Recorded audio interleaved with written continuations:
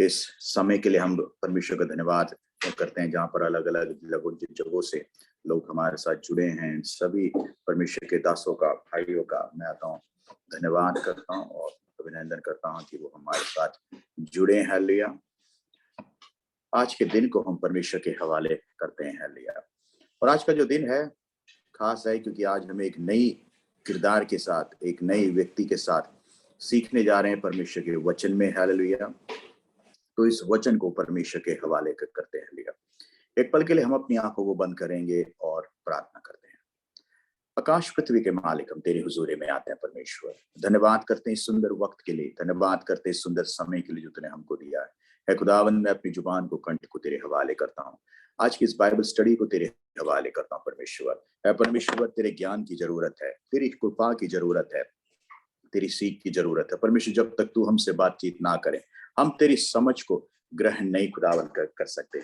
आज खुदावन पवित्र आत्मा की वो शक्ति चाहिए, कृपा चाहिए, ताकि परमेश्वर हम गहराइयों में उतर सके परमेश्वर। हालेलुया। क्योंकि हमें कंकर नहीं परमेश्वर, हमें वो मोती चाहिए जो तू हमें परमेश्वर देना चाहता है परमेश्वर। आज तू हमें ले चल परमेश्वर तेरे वचन की गहराइयों में, तो खुदावन हालेलुया, ताकि उस समझ को हम परमेश्वर ले सके खुदावन। हालेलुया। हम कुछ भी नहीं है खुदावन हालेलुया, लेकिन तेरी पवित्र आत्मा के द्वारा परमेश्वर तेरे ज्ञान को परमेश्वर हमारी सीमा से, शक्ति से बाहर हमारी समझ में तू डाल खुदावन। हालेलुया।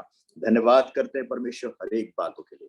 तेरी कृपा और रहम हमारे साथ रहने परमेश्वर। तू बढ़ता जाए, मैं घटता जाऊं, तेरा ज्ञान बढ़ता जाए, मेरी समझ कम हो परमेश्वर। हालेलुया। सारी आदर महिमा तुझको देते हैं खुदावन, तेरे बेटे यीशु मसीह नासरी के नाम से मांगते हैं, आमीन। Praise the Lord. हालेलुया। परमेश्वर का धन्यवाद करते हैं एक बार और इस जिंदा भूमि खुदावंद की हम तारीफ करते हैं। हालेलुया। आज के दिन हम एक ऐसे व्यक्ति के बारे में सीखने जा रहे हैं जो कि परमेश्वर के वचन में बहुत ही अहमियत रखता है, जिसका नाम है साइलस। हमें से शायद बहुत से लोगों ने इस नाम को सुना होगा, ये साइलस नाम कौन है। लेकिन जब भी इस व्यक्ति साइलस के बारे में हम सुनते हैं तो पहला नाम आता है पौलुस। पौलुस और सीलास करके नाम है। लेकिन इस व्यक्ति साइलस के बारे में परमेश्वर का वचन क्या कहता है, क्या सिखाता है, इसको जानना बहुत जरूरी है। हम प्रति हफ्ता जब सीखते हैं एक एक किरदार, तो कहीं ना कहीं देखिए उस हर एक किरदार के अंदर कुछ ना कुछ हम छुपे हैं। चाहे वो हमारी हार में हो सकती है, या वो हमारी जीत में हो सकती है, या हमारी वो बल में हो सकती है, या हमारी कमजोरी में हो सकती है, वो हमारे विश्वास में हो सकती है, विश्वास की घटी में हो सकती है। लेकिन कहीं ना कहीं हर एक किरदार के अंदर हम छुपे हैं। लेकिन आज हम इस साइलस के बारे में हम सीखेंगे परमेश्वर का वचन क्या क्या हमको इस व्यक्ति के द्वारा हमें सिखाता है। पहले हम देखते हैं पहली बार इस साइलस के बारे में कहां पे पढ़ते हैं। वो है प्रेरितों की किताब 15वां अध्याय और 22वां वाक्य। The book of Acts chapter 15 verse 22। तब सारी कलीसिया सहित प्रेरितों और प्राचीनों को अच्छा लगा कि अपने में से कुछ मनुष्यों को चुने, अर्थात यहूदा जो बरसब्बा कहलाता है, और सिलास को जो भाइयों में मुखिया थे, और उन्हें पौलुस और बरनबास के साथ अंताकिया भेजे। Praise Lord. देखिए यहाँ पे हम पहली बार जो सीलास के बारे में पढ़ते हैं, सीलास को जो भाइयों में मुखिया था। इसका मतलब सीलास एक तरह का लीडर था।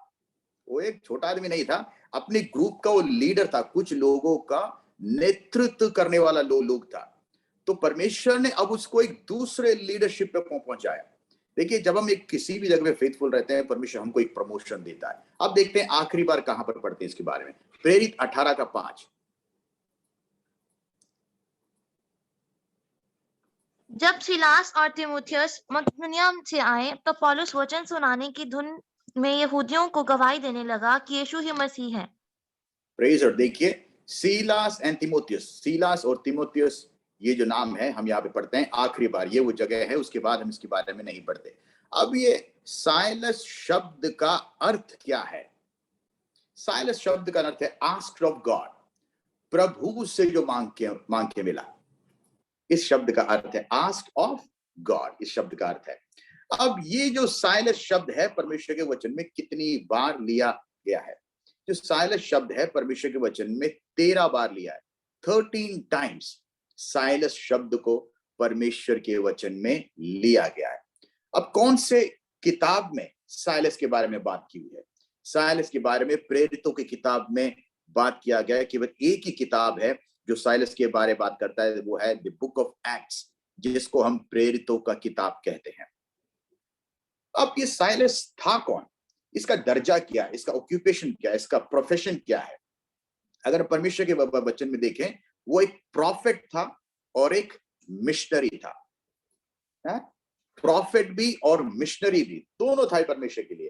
प्रॉफिट का मतलब ये नहीं केवल एक जगह बैठ के काम करता, लेकिन परमेश्वर के लिए चलता फिरता, जहां परमेश्वर को भेज दे वहां परमेश्वर के लिए जाने वाला एक व्यक्ति था। ये परमेश्वर के वचन में इसकी इतनी अहमियता क्यों है? बहुत से लोग हैं परमेश्वर के वचन में, लेकिन इसको इतना खास दर्जा क्यों दिया परमेश्वर के वचन में? इस साइलस को परमेश्वर के वचन में दर्जा इसीलिए दिया क्योंकि ये पौलुस के साथ रहा हुआ एक व्यक्ति था। बहुत से लोग थे जिसने पौलुस को छोड़ दिया बीच रास्ते पे, लेकिन साइलस एक ऐसा व्यक्ति था जिसने पौलुस को छोड़ा नहीं। उसके सुख में दुख में हर एक जगह ये साइलस परमेश्वर के साथ रहता था। इसी कारण ये परमेश्वर के वचन में इतना माहिर हुआ और विश्वास में आपके लिए और मेरे लिए एक उदाहरण का कारण बना। ओके, अब देखते हैं परमेश्वर के वचन में हम प्रवेश करते हैं और साइलस के बारे में हम जरा पढ़ते हैं। जरा पढ़िए प्रेरितों की किताब, उसका 15वां अध्याय 22वां वाक्य। The book of Acts chapter 15 verse 22। प्रेरितों का किताब 15 का 22। तब सारी कलीसिया सहित प्रेरितों और प्राचीनों को अच्छा लगा कि अपने में से कुछ मनुष्यों को चुने, अर्थात यहूदा जो बरसबा कहलाता है, और सिलास को जो भाइयों में मुखिया थे, और ने पौलुस और बरनबास के साथ अन्ताकिया भेजे। देखिए, ये उन लोगों में से एक था, लीडर था। सभी का नाम अलग अलग लिया, लेकिन जो साइलस का नाम आता है इसलिए कहा गया क्योंकि वो एक ग्रुप लीडर था। सबसे बड़ा लीडर तो नहीं था, लेकिन वो ग्रुप लीडर था। अब परमेश्वर ने इसको क्या चाहा, इसको एक दूसरी जगह पे भेजे।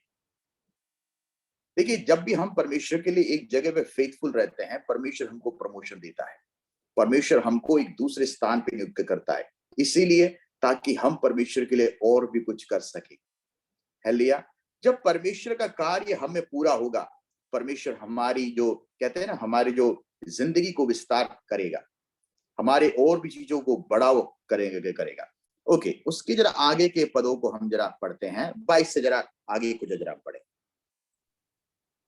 उन्होंने उनके हाथ यह लिख भेजा, अन्ताकिया और सीरिया और किलिकिया के रहने वाले भाइयों जो अन्य जातियों में से हैं, प्रेरितों और प्राचीन भाइयों का नमस्कार। हाँ जी, हमने आगे। हमने सुना है कि हम में से कुछ ने वहां जाकर तुम्हें अपनी बातों से घबरा दिया और तुम्हारे मन उलट दिए हैं, परंतु हमने उनको आज्ञा नहीं दी थी। इसलिए हमने एकचित होकर ठीक समझा कि चुने हुए मनुष्यों को अपने प्रिय बरनबास और पौलुस के साथ तुम्हारे पास भेजें। यह ऐसे मनुष्य हैं जिन्होंने अपने प्राण हमारे प्रभु यीशु मसीह के नाम के लिए जोखिम में डाले हैं। Praise the Lord. देखिए, इनका नाम उन लोगों में आता है जिन्होंने अपनी जिंदगियों को खुदावन यीशु मसीह के लिए जोखिम में गिरा है। जब आराम हो उस वक्त काम करना बहुत आसान होता है, लेकिन जब जिंदगी में तकलीफ होना, उस वक्त परमेश्वर में डटा रहना और परमेश्वर के साथ बढ़ना बहुत मुश्किल होता है, क्योंकि यही वो वक्त होता है जो काफी बार हम भटक जाते हैं, भ्रम में होते हैं और अपने इंटेलेक्चुअल्स को हम इस्तेमाल करते हैं। लेकिन परमेश्वर चाहता है उस मुश्किल के वक्त भी हम उस सच्चाई को, उस सीख को जो हमने सीखी है, थामे रहें, क्योंकि वो आपकी जिंदगी के लिए, आगे की जिंदगी के लिए एक बहुत बड़ा अनुग्रह, एक आशीष बन के वो निकलेगा। यही कारण है बहुत से लोग वहां पर थे, लेकिन सिलास को चुना परमेश्वर ने। शायद लोगने वाले वो थे, लेकिन ये वो एक व्यक्ति था जो विश्वास में दूसरों के लिए एक उदाहरण बन सकता था। परमेश्वर ने जब हमको बुलाया, और परमेश्वर भी देखता है कि कौन सा ऐसा व्यक्ति है जो मेरे लिए आगे बढ़ने को तैयार है, मेरे लिए आगे चलने को तैयार है, मेरे लिए मुश्किल उठाने को तैयार है, मेरे उस क्रूस को उठाने को तैयार है। कौन सा वो व्यक्ति है या मेरे लिए बेइज्जत होने को तैयार है, मेरे लिए पथराव सहने को तैयार है, मेरे लिए बीमारी या नग्नता को सहने के लिए तैयार है, या सबने अगर छोड़ दिया तो भी अकेला उस क्रूस को उठाकर चलने के लिए तैयार है? ऐसा कौन व्यक्ति है? जब साथी सब हो तो जो सफर है काफी बार सुहाना होता है।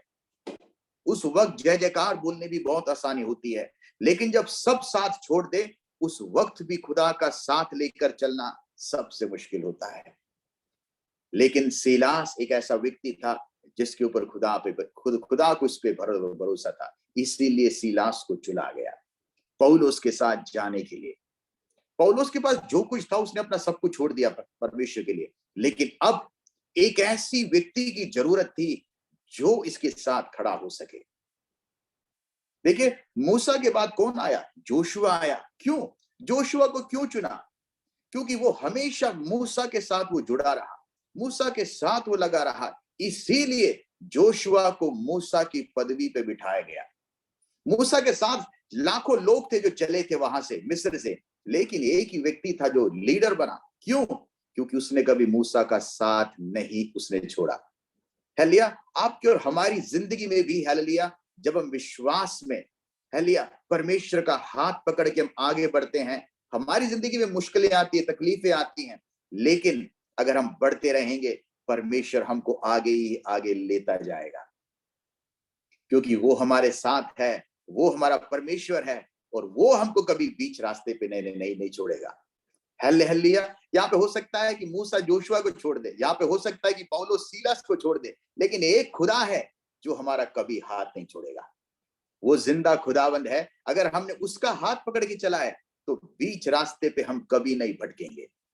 हालेलुया। तो हमारी जो दृष्टि है हमेशा उस खुदा पे होनी चाहिए। हालेलुया। उस खुदा पे रहेगी, परमेश्वर हमारी जिंदगी में बड़े बड़े आशीषों को और देगा। ओके, हमने भी कहां तक पढ़ा? ओके, अब जरा हम पढ़ते हैं 15वें अध्याय में आते जरा उसका। ओके, 15वें अध्याय का जो हम पढ़ रहे थे उसका 31 और 32 हम पढ़ते हैं।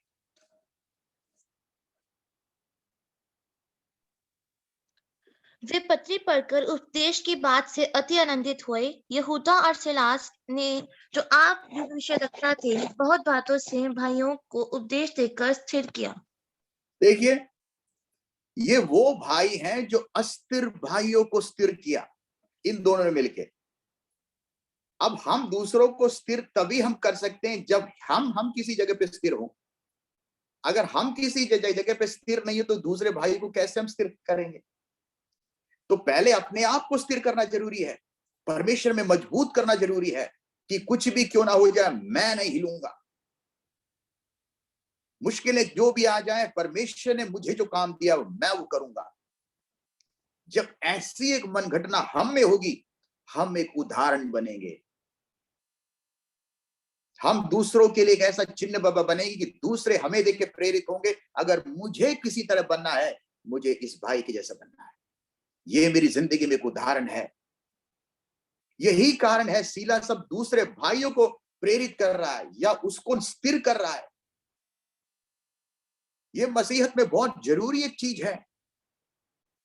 हमें उस पेड़ की तरह ऐसा हिलता जुलता नहीं रहना, हमें बढ़ते जाना है परमेश्वर में। अगर हमारे कदम उस चट्टान पर हैं जो खुदा यीशु मसीह हैं, हम कभी नहीं हिलेंगे। लेकिन अगर हम रेत के टीले पे अगर खड़े होंगे, रेत के टीले पे चढ़ना काफी बार आसान होता है, मजा होता है क्योंकि पैरों को सुकून मिलता है, दिक्कत नहीं होती। लेकिन चट्टान पे चढ़ने में काफी बार दर्द होता है। लेकिन याद रखिए, टीले ढल जाते हैं लेकिन चट्टान कभी नहीं ढलता। तो आपकी और हमारी जिंदगी है उस चट्टान पे रख के बढ़िए, उस परमेश्वर पर।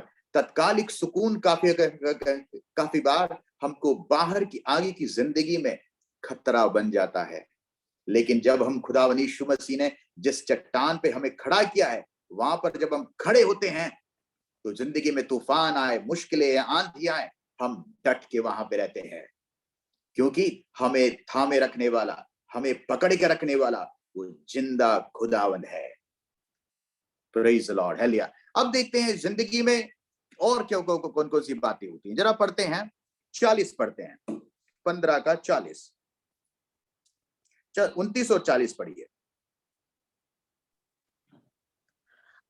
ऐसे विवाद उठा कि वे एक दूसरे से अलग हो गए और बरनबास मरकुस को लेकर जहाज पर साइप्रस चला गया। परंतु पौलुस ने सिलास को चुन लिया और भाइयों से परमेश्वर के अनुग्रह में सौंपा जाकर वहां से चला गया। हाँ, आगे 41। और वह कलीसियों को स्थिर करता हुआ सीरिया और किलिकिया से होते हुए निकले। यहाँ पे देखिए कुछ भाइयों में एक तनाव सी हो गई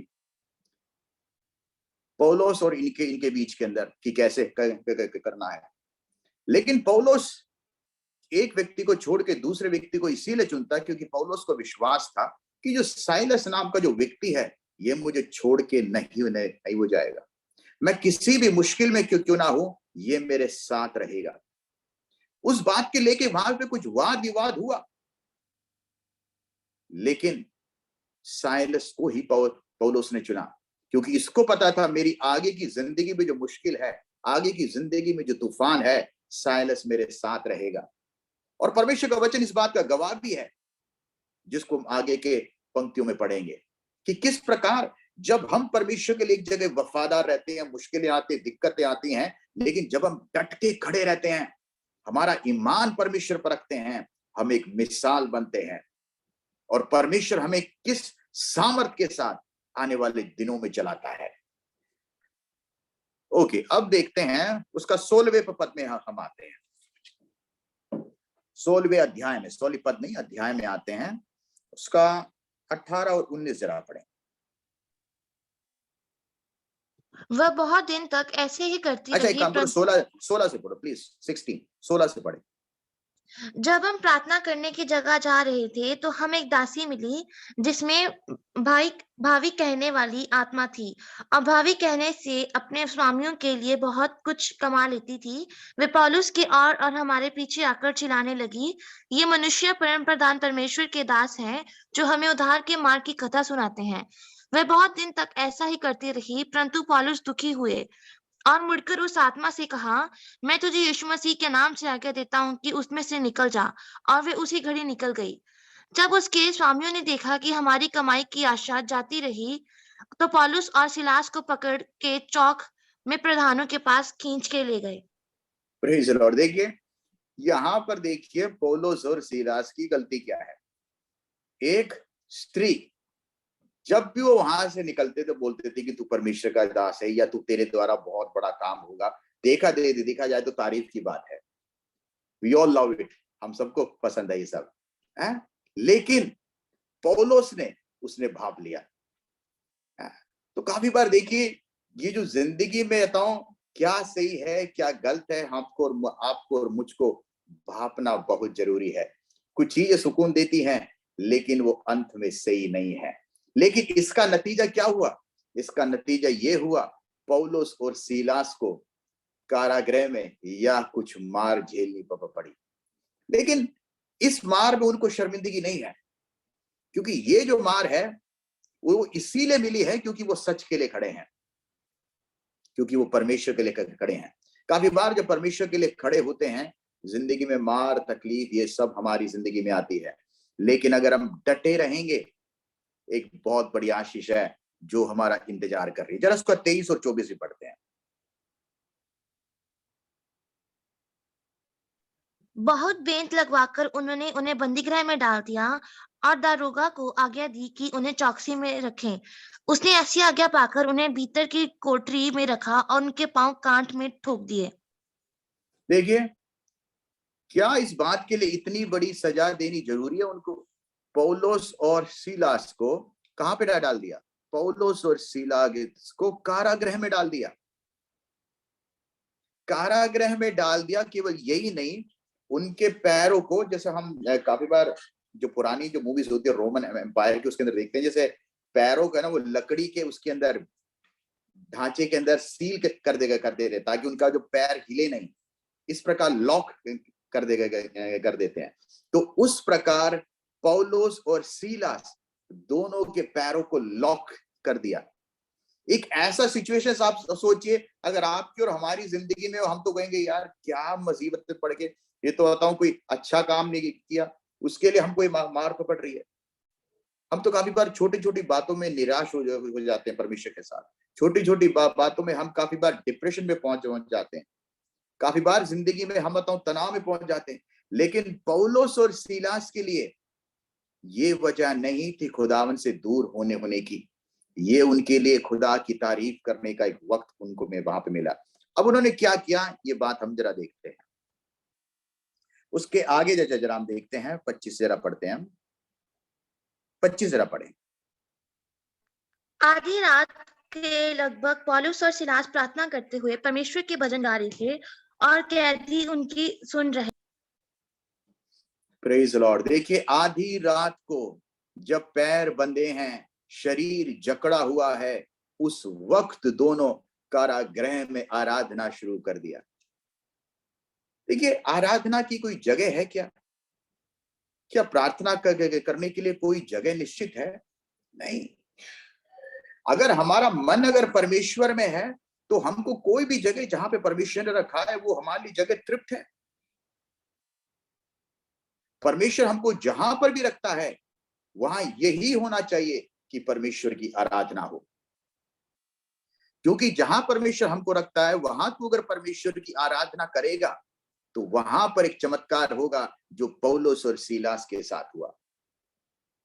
अगर ये लोग वहां बैठ के तो परमेश्वर की बुराई नहीं कर रहे थे, वहां बैठकर उन्होंने परमेश्वर को कोसा नहीं, परमेश्वर तूने हमको कैसी जगह पे लाके डाल दिया।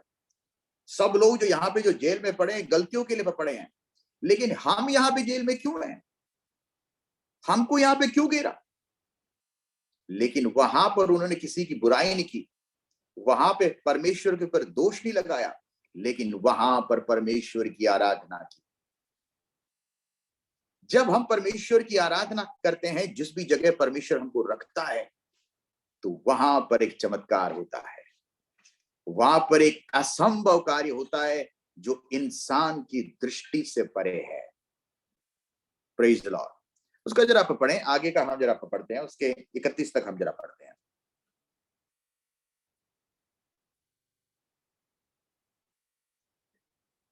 थर्टी 31 तक।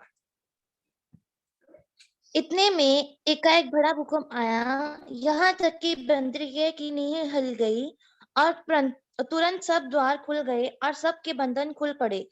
दारोगा जाग उठा और बंदीगृह के द्वार खुले देखकर समझा कि कैदी भाग गए हैं। तब उसने तलवार खींचकर अपने आप को मार डालना चाहा, परंतु पौलुस ने ऊंचे शब्द से पुकार कर कहा, अपने आप को कुछ हानि न पहुंचा, क्योंकि हम सब यही हैं। तब वे दिया मंगवाकर भीतर लपका और कांपता हुआ पौलुस और सिलास के आगे गिरा और उन्हें बाहर लाकर कहा कि सज्जनों, उधार पाने के लिए मैं क्या करूं? उन्होंने कहा, प्रभु यीशु मसीह पर विश्वास कर तो तू और तेरे घराना उधार पाएगा।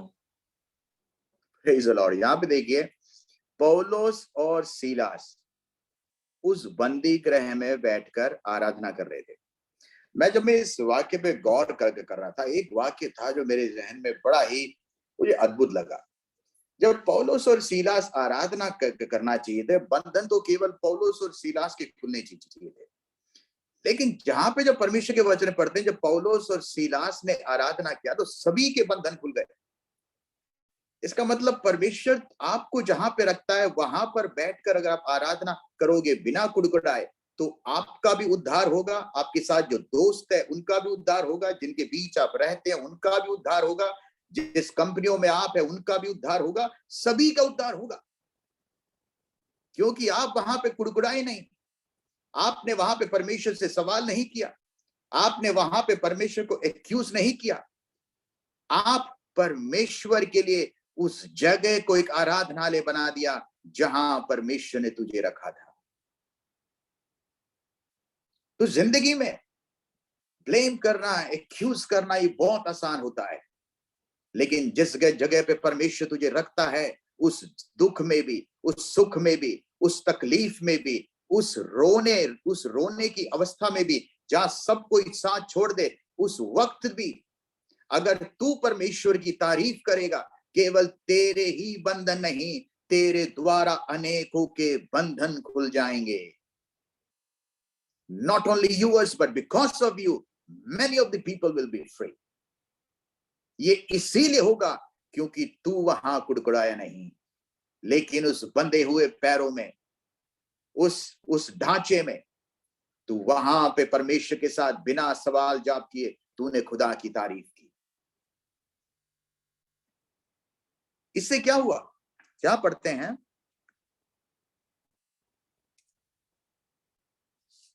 उसका जो हम 28 में इस प्रकार पढ़ते हैं, परंतु पौलुस ने उच्च पुकार का अपने आप को देख, नहीं 26 से पढ़ते हैं, इतने में एक बड़ी भूकंप आई, आराधना से एक भूकंप आ गई। इतने में एक बड़ा भूकंप आया, यहां तक कि बंदी गृह की नींव हिल गई और तुरंत सब द्वार खुल गए और सबके बंधन खुल पड़े। दरोगा जाग उठा और बंदी गृह के द्वार खुले देखकर समझा कि कैदी भाग गए हैं, अतः उसने तलवार खींचकर अपने आप को मार डालना चाहा। परंतु पौलुस ने ऊंचे शब्द से पुकार कर कहा, अपने आप को कुछ हानि ना दे। देखिए, एक तरह से देखा जाए तो जिस व्यक्ति ने हमको पकड़ लिया है, उसी व्यक्ति खुद को मार रहा है। हमारे लिए तो अच्छा है, हमारे लिए तो रास्ता साफ हो रहा है। लेकिन पौलुस ने कहा, नहीं नहीं सर, प्लीज डोंट डू। हम जिंदा हैं, हमें बाहर निकालने वाला तू नहीं, हमारा जिंदा खुदा है। हम कितने बड़े ढांचों में या सांकलों में क्यों ना हो, हम अकेले क्यों ना हो, लेकिन हमारा परमेश्वर हमारे साथ है। आप जिस भी अवस्था में कहीं पर भी क्यों ना हो, अगर आप परमेश्वर के लिए फेथफुल हो, कोई आपके साथ खड़ा हो या ना हो, खुदा तेरे साथ है। देखिए, पौलुस और सीलास के लिए बहुत ही आसान होता उस जगह से, सिचुएशन से बाहर निकलना। शायद आप और मैं भी होते तो शायद ऐसा करते, अरे हम यहाँ पे कैद में क्यों रहे, कौन सा पागल है जो अंधेरे में वहां पे बैठना चाहेगा। हमें तो आजादी मिली है, हम इस बंद कमरे से बाहर निकलना चाहते हैं, लेकिन वो गए नहीं। बहुत बार जिंदगी में बहुत रास्ते आपको सही लगता है, जो दिमाग कहता है, जहन कहता है कि मैं जो कर रहा हूं सही कर रहा हूं। अगर पौलुस और सीलास भी करते तो सही होता, लेकिन उन्होंने वो किया जो खुदावंद उनके जहन में देता था। इसीलिए क्या हुआ, उसके द्वारा एक आत्मा बचाया गया, उस वहां का जेलर। अगर वहां से भागने निकलते तो देखते वो जेलर अपने आप को खत्म कर देता, लेकिन वो वहां पे रुके रहे, डटे रहे, इसलिए जेलर और उसका परिवार भी खुदावंद यीशु मसीह में मानने के लायक हो गया। जब हम परमेश्वर हमको एक जगह रखता है, काफी बार तकलीफें होती है, मुश्किलें होती है, परेशानियां होती है, लेकिन यकीन कर, तुझे वहां रखने वाला खुदावंद है, उसके पीछे एक मकसद है। जो तू दर्द झेल रहा है, इसके पीछे भी एक योजना है। भागने वाले बहुत हैं, लेकिन रुकने वाले अधिक नहीं हैं। भाग निकलना बहुत आसान होता है किसी मुश्किल से। It is very much easy to run away from any problem we face up, but to bear it. कहते ना, युद्ध से भाग कर जाना बहुत आसान है। आजकल जो यूक्रेन और रशिया में जो प्रॉब्लम्स हो रहे हैं, यूक्रेन के जो फौजी हैं उनके लिए भाग निकलना बहुत आसान है। किसी भी पोलैंड वगैरह आसपास की जितनी कंट्रीज ने सबने बाउंड्रीज छोड़ दिया, तुम चाहो तो भाग के निकल जाओ। लेकिन जो योद्धा हैं, जो प्यार करते अपने देश से, प्यार करते अपने मुल्क से, अपने लोगों से, उन्होंने कहा नहीं, हमारी जाने क्यों ना चली जाए, हम यहीं पे शहीद होंगे। हमें परवाह नहीं कोई हमारे साथ हो या ना हो, चाहे पूरी दुनिया क्या शक्ति भी हमारे खिलाफ हो, हम यहीं डटे रहेंगे। इसे कहते हैं सैनिक, इसे कहते हैं योद्धा, कि जिंदगी में मुश्किलें क्यों ना हो, हम साथ नहीं छोड़ेंगे। जब ये कहने का जब जिगरा होना, उससे ही योद्धा कहते हैं। उससे ही ऐसे ही व्यक्ति होते हैं जिसे परमेश्वर चुनता है। यही वो व्यक्ति है जिसको आगे शद्रक, मेशक और अबेदनगो के नाम से कहते हैं, हे खुदावन, तू हमें छुड़ाए या ना छुड़ाए, हम तेरे सामने नहीं झुकेंगे। नबूकदनेस्सर, जिंदगी में कोई साथ दे चना हो, या खुदावन तू हमारे उतर के भी ना आए, तो भी हम इस मूर्ति के आगे सर नहीं झुकाएंगे। जब ऐसा एक विश्वास हमारी जिंदगी में होता है ना, आप जिस भी योद्धा के, जिस व्यक्ति के सामने भी सर उठा के अपनी गवाही बोलते हो ना, आपका सर उठा ही रहता है, क्योंकि लोग जानते हैं ये एक ऐसा व्यक्ति है जो विश्वास का पात्र है, क्योंकि इसने अपनी जिंदगी विश्वास में जी है। आपकी और हमारी जिंदगी में भी जो विश्वास है शब्दों में नहीं होता, इसके लिए जिंदगियां देनी पड़ती है, तब आप एक विश्वास के पात्र बनते हो। विश्वास बोलना आसान है, लेकिन विश्वास में चलना सबसे कठिन है। उसके देखिए आखिरी में, और उन्होंने उसको और सारे, देखें उसके 31 इस प्रकार है, उन्होंने कहा प्रभु यीशु मसीह पर विश्वास कर, तू और तेरा घराना उद्धार पाएगा। और उन्होंने उसको और उसके सारे घर के लोगों को प्रभु का वचन सुनाया। रात को उसी घड़ी उसने उन्हें ले जाकर उनके घाव धोए। देखिए कौन धो रहा है? जेलर। क्या कह रहा है? उनके जाके घाव धो रहा है जो कैदियों को।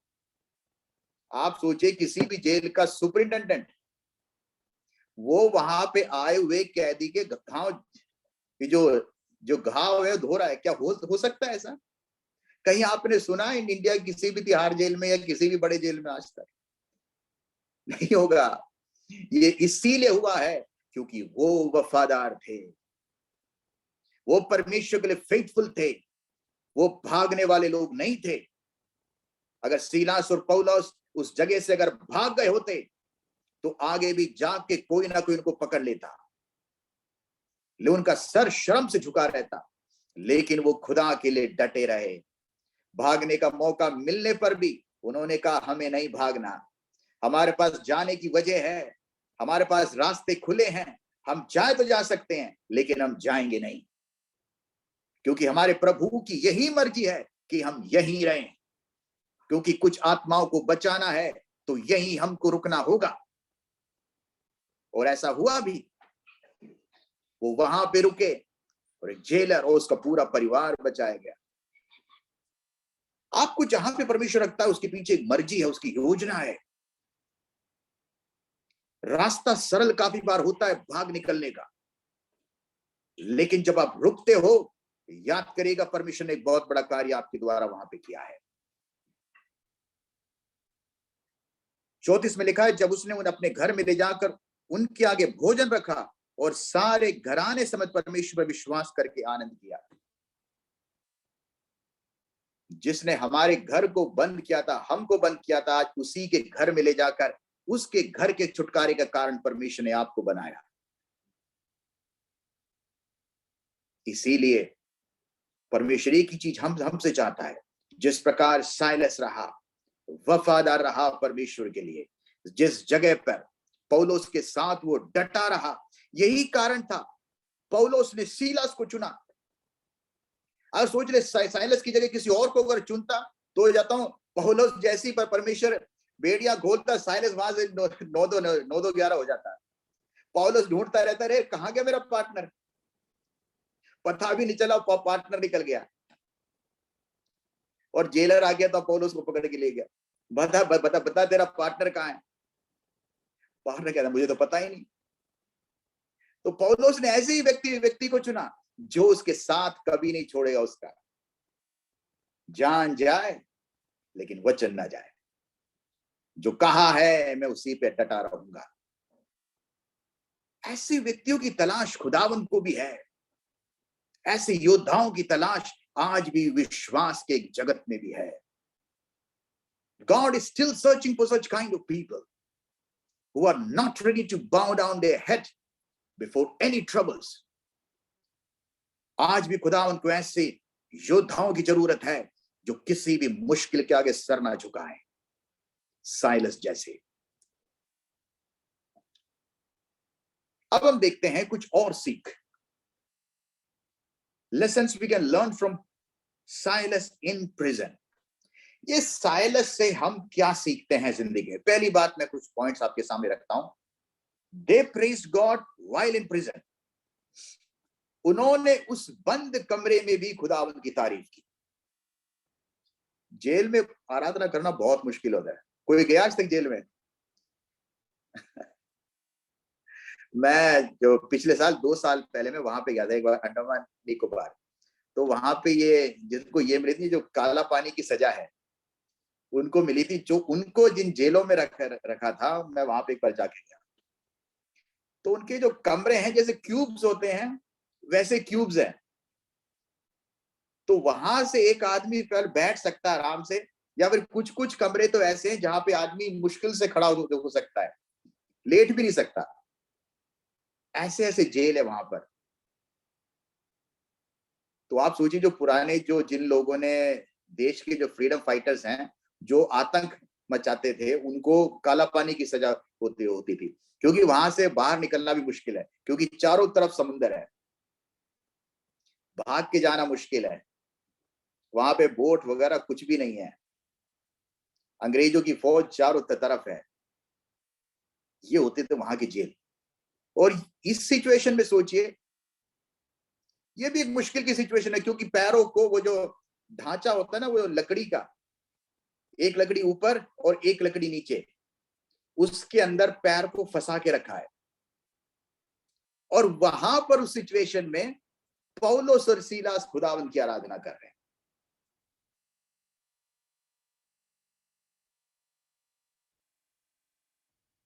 इतने मुश्किल के सिचुएशन में भी आराधना करना, ये आपके विश्वास को दिखाता है। यही हम पढ़ते हैं यहाँ पे प्रेरित 16:25 में। आधी रात के लगभग पौलुस और सीलास प्रार्थना करते हुए परमेश्वर के भजन गा रहे थे और कैदी उनकी सुन रहे थे। उनको शर्म नहीं आ रही थी कि अब बाकी के जो कैदी हैं बैठ के सुन रहे हैं वहां पे, अरे भैया तू भी यहाँ पे जेल में किसी लिए आया है, उसको परवाह नहीं। लेकिन वहां परमेश्वर की आराधना करने लगे। दूसरी बात, their praise not only help them but also those listen. उनकी आराधना ने केवल उनके ही सांकलों को नहीं तोड़ा, लेकिन जो उनकी आराधना को सुन रहे थे उनके लिए उनके भी सांकलों को तोड़ दिया। आपकी आराधना ने केवल आपको ही छुटकारा नहीं दिया, लेकिन आपकी जो आराधना सुन रहे थे, आपके दोस्तों की जिंदगी में भी एक छुटकारा हुआ। ये बहुत जरूरी है। तीसरी बात, what they didn't do was important.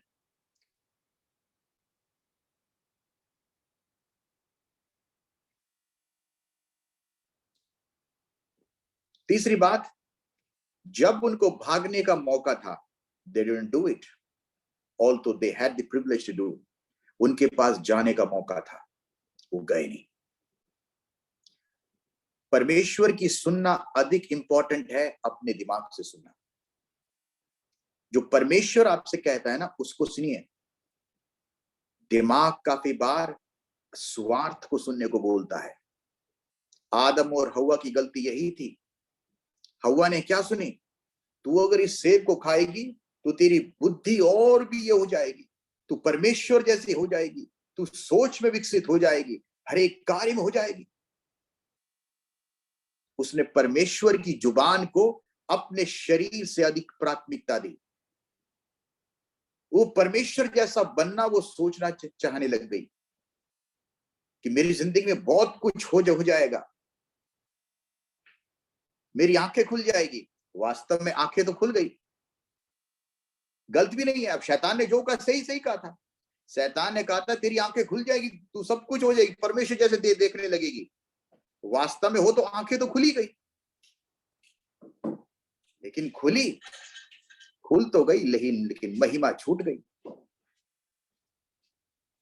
तो शैतान काफी बार हमारी जिंदगी में आता हूं ऐसी बातें बताता है, एक बात को बताता है और दूसरी बात को छुपाता है। ये अक्सर परमेश्वर शैतान जिंदगी में करता है। तो हम अपने शरीर की ना सुने, लेकिन परमेश्वर की सुने, वो तुझसे क्या कहता है, क्योंकि आपकी जिंदगी में आशीष देने वाला परमेश्वर है। अगर परमेश्वर का हाथ नहीं है, आप कितना ही बड़ा तीर मार लो, कितनी बड़ी चीजें कर लो, उसकी उम्र नहीं होगी। वो तत्काल में लगेगा बहुत बड़ा है, लेकिन वो निकल जाएगा हाथ से। जैसे पौलुस और सीलास के पास भाग निकलने का मौका था, लेकिन वो रुके रहे। और इसीलिए आज वो आपके लिए और मेरे लिए एक मिसाल है शब्दों में। चौथी बात है, their example change life eternally. उनका वो जो उदाहरण है, जिंदगी है, उसने, अच्छा मैं आपसे पूछता हूं, वो जो जेलर की तब्दीली होने का कारण क्या है? अब जेलर से कुछ उसने बताऊं टेस्टमनी तो दिया नहीं जाके। अब जैसे हम जैसे कैंपों में जाके जो गवाहियां देते हैं, यीशु मसीह में विश्वास कर, ऐसा तो कुछ उसने किया नहीं। फिर बदली क्यों? मैं आपको बताता हूं। जेलर इसीलिए उसकी जिंदगी बदल गई क्योंकि जेलर को पता था ये भागना चाहता तो भाग सकता था, लेकिन ये भागा क्यों नहीं? इसके पास ऐसी कौन सी चीज है जिसके लिए रुका हुआ है? कौन सी ऐसी शक्ति है जो उसको रुकने पे मजबूर कर रही है? कौन सी ऐसी खुशी है जो इसके पास है, जो उसको इस बंद कमरे में भी, सांकलों में भी इतना खुश रख रही है?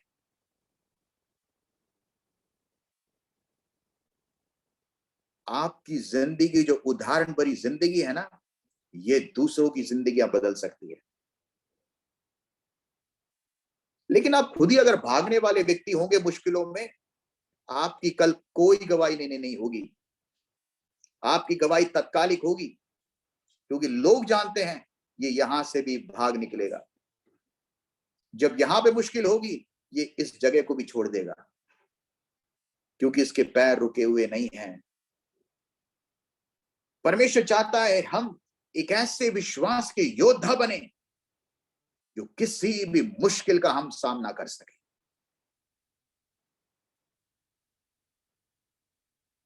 अब आती है how to apply this lessons to our lives.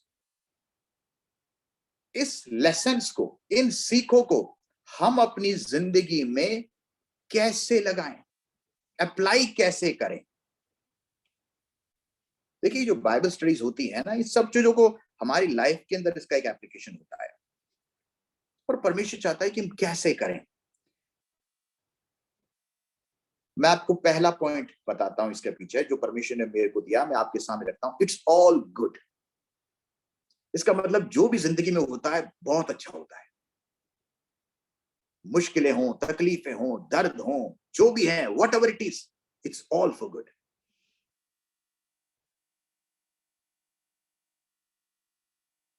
देखिए, it's easiest to pray God when we get the promotion proposal or as a long awaited fulfilled promise। परमेश्वर की आराधना करना तब बहुत मुश्किल होता है जब हमारी जिंदगी में एक प्रमोशन मिलता है, प्रपोजल मिलता है, या फिर एक लॉन्ग अवेटेड प्रॉमिस, बहुत समय से प्रार्थना किया हुआ एक विषय हमारी जिंदगी में मिलता है, तो आराधना करना बहुत आसान होता है। लेकिन खुदावन के एक दास ने इस प्रकार एक एक एक स्लोगन कहा, मुझे बड़ा ही अच्छा लगा इस बात पे, raise the praise when trouble comes, raise the praise when trouble comes। इसका मतलब है आराधना को ऊंची कर जब जिंदगी में संघर्ष पड़े। आराधना को छोड़ के मत भाग, जगह को छोड़ के मत भाग। जैसे काफी बार इंडिया में होते हैं ना कि काफी बार वो होते हैं कि एक मन्नत मांगने के लिए एक मंदिर में जाते हैं, वहां पे आता हूँ 2 साल मन्नत मांगी, नहीं हुआ, फिर उस जगह को छोड़ के दूसरी जगह चल गया, फिर हमने उनको छोड़ दिया, फिर 2 साल उनके पीछे चल लिए, फिर 2 साल उनके पास लगा लिए, फिर उसके दूसरी जगह लगा लिए। तो हमने अलग अलग ट्राई करते हैं, बोले कहां से हमारा काम निकलता है। लेकिन हम ऐसे नहीं हैं। हम मुश्किलों में, परेशानियों में उस परमेश्वर का साथ कभी नहीं छोड़ेंगे, उसके साथ रुके रहेंगे, डटे रहेंगे, चाहे हमारी जिंदगी में कुछ भी हमें झेलना क्यों ना पड़े। दूसरी बात, आप लिख लीजिएगा इस पॉइंट को, authentic worship is powerful. Authentic worship is powerful. सच्ची आराधना में ताकत है। आराधना में ताकत नहीं, ये नहीं कह रहा कि कोई भी अगर ताली बजाओ, ये करो, वहां पे कुछ होगा, लेकिन सच्ची आराधना जहां पर है वहां ताकत है। Authentic worship is powerful. किस प्रकार साइलस और पौलुस वहां पे मेरे ख्याल से ना ही वहां पे कुछ कैसियो था, ना ही वहां पे ड्रम था, ना ही वहां पे कोई माइक था, कुछ भी नहीं था, ऐसा कोई साउंड सिस्टम नहीं था।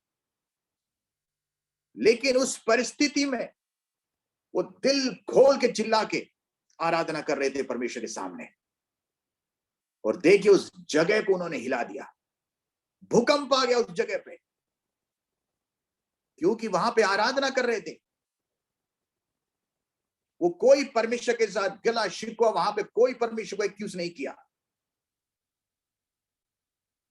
लेकिन खुदावंत की आराधना में एक वक्त नहीं उन्होंने वेस्ट किया। तीसरी बात, what we don't do can be important. देखिए काफी बार होता है, अवर फ्लेश में डिस्परेटली वांट टू एक्ट। काफी बार हमारा जो शरीर कहता है तू एक्ट कर, तू कुछ कर, तू ऐसे खामोश मत रह, तू बोल ना कुछ।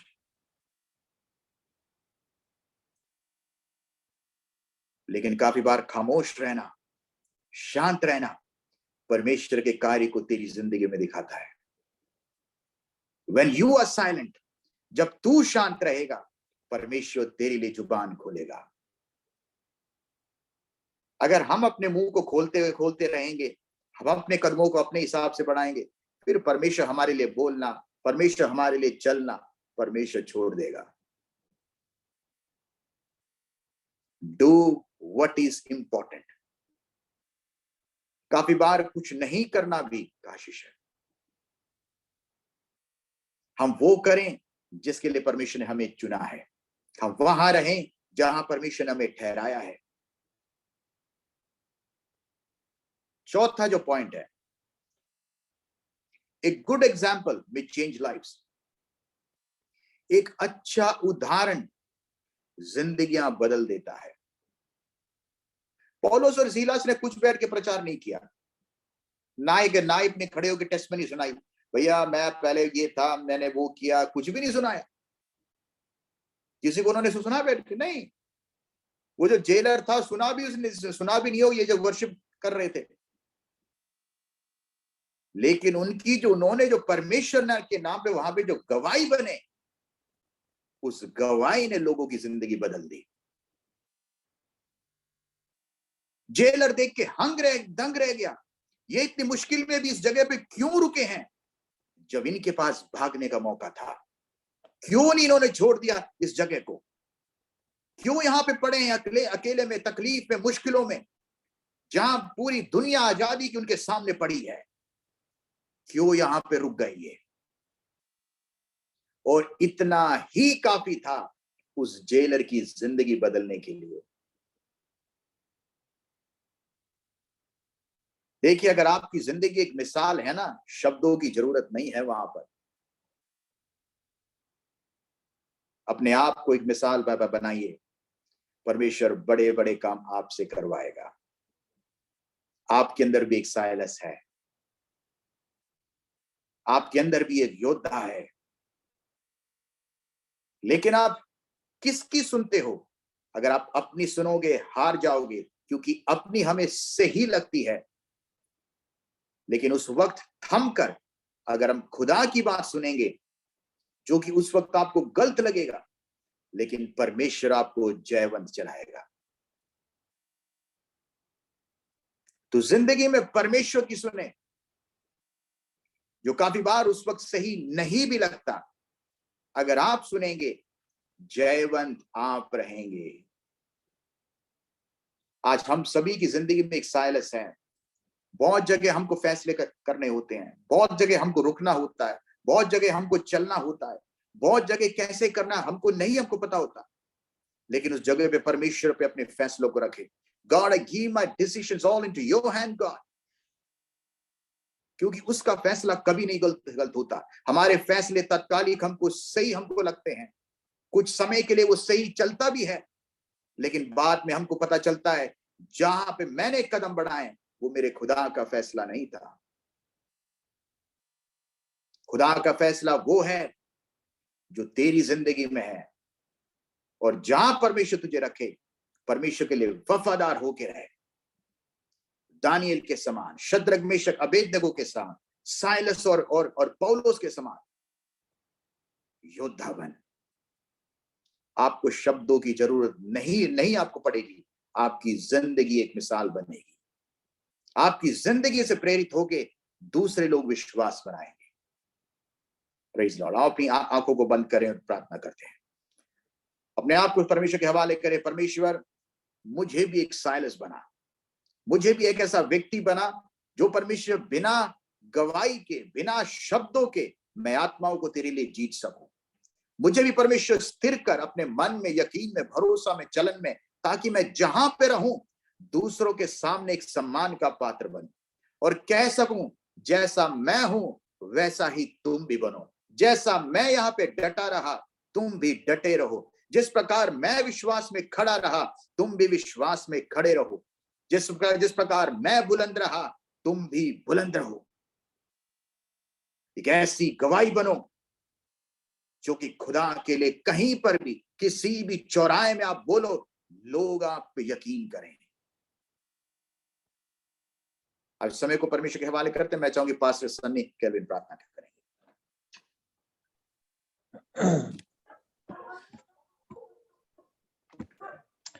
आइए हम अपनी आंखों को बंद करें। परमेश्वर को धन्यवाद दें एक बहुत ही अच्छी बाइबल स्टडी के लिए जो कि आज हमने सिलास के विषय में सुना। सचमुच कैसा ही विश्वास योग्य पात्र परमेश्वर के साथ में बना रहा, पौलुस के साथ बना रहा। उसके जीवन से आज जो हमें सीखने को मिला, परमेश्वर को धन्यवाद करते हैं। स्वर्गीय महान अनुग्रहकारी दयालु पिता परमेश्वर, हम धन्यवाद देते हैं आज के दिन के लिए प्रभु जी। सुबह से अब तक तूने हमें संभाला प्रभु जी।